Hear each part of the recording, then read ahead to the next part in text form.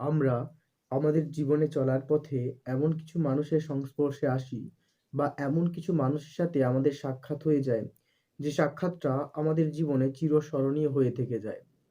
তাদের সাথে কাটানো সেই মুহূর্তগুলোকে বারবার মনে পড়ে যায়। তাদের সাথে যখন আমরা মেলামেশা করি বা তাদের সান্নিধ্যে যখন আসি, তখন এমন কিছু কথা মনে পড়ে যায়। তাদেরকে দেখে এমন কিছু ভাবনা আসে, যেগুলো কখনোই ভোলা সম্ভব নয়।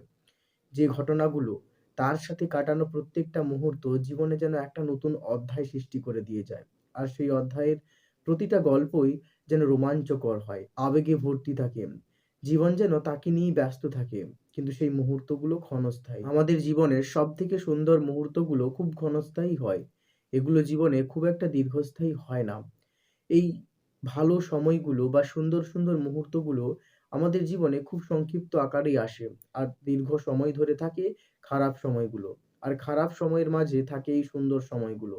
প্রত্যেকটা মানুষের জীবনেই এইরকম কিছু না কিছু সুন্দর মুহূর্ত আসে, যেগুলো তার জীবনের মোড়টাকে সম্পূর্ণ ঘুরিয়ে দেয়।